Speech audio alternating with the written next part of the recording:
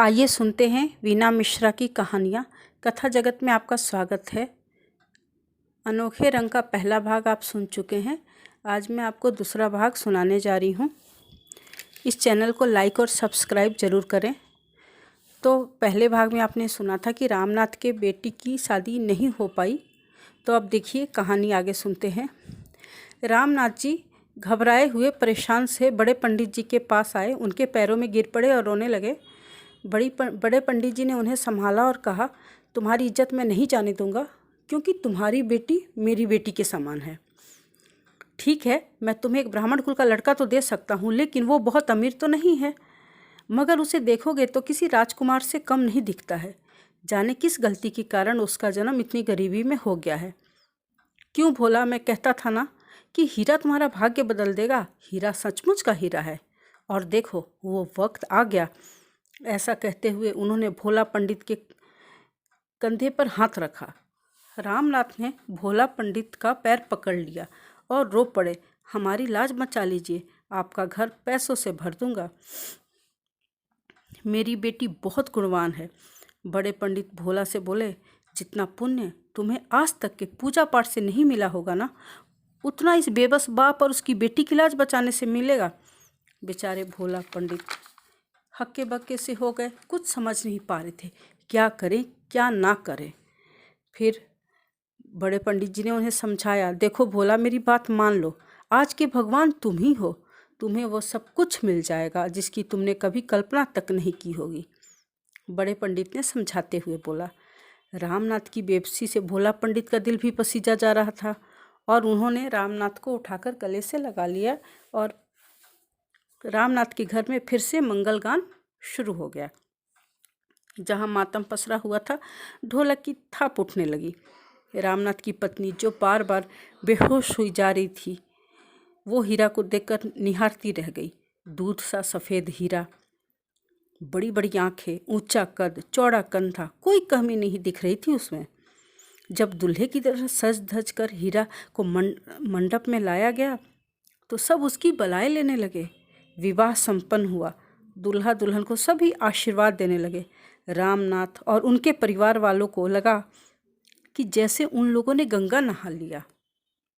दूसरी तरफ गाड़ी की आवाज़ से भोला पंडित की पत्नी की आंखें खुली।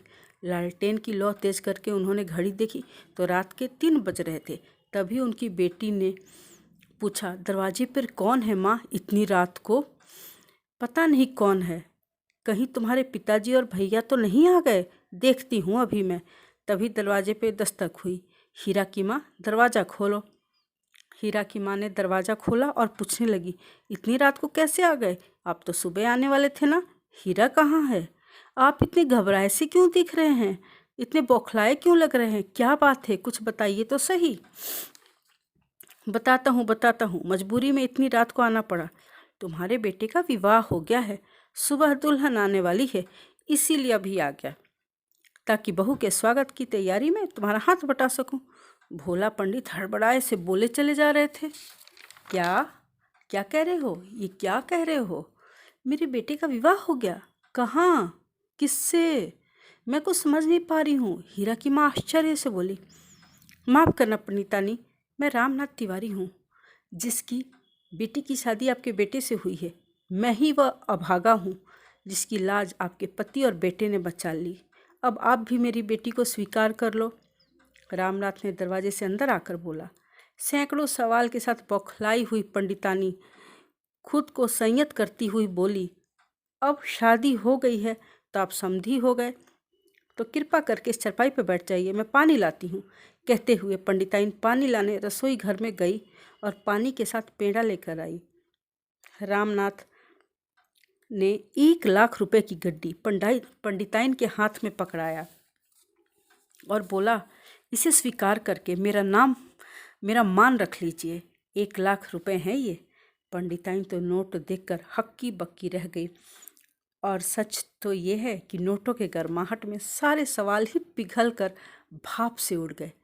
इतनी रकम पाकर जैसे उनका जीवन ही सफल हो गया। उन्होंने कभी इतने पैसे एक साथ नहीं देखे थे। खुद को संभालते हुए बोली, आप पानी पीजिए, मैं आती हूँ। क्योंकि ये तो अब शादी का घर है, तो मुझे बहुत सी तैयारी करनी है। हीरा के पिताजी जरा इधर आइए, कहते हुए हीरा की माँ आंगन से कमरे की ओर जाते हुए बोली। अभी आता हूँ, आप पेड़े खाइए समधी जी। भोला पंडित अपनी पत्नी के पीछे जाते हुए बोले। आज तो भगवान ने हमारी राज रख ली। कल शाम को काकी आई थी ये पेड़े लेकर, नहीं तो अभी क्या मुंह रह जाता, क्या देते हम समधी जी को। कोई बात नहीं, चलिए, भगवान ने हमारी इज्जत रख ली। ये थैला लीजिए और नई बहू के स्वागत के लिए सारी चीज़ें ले आइए।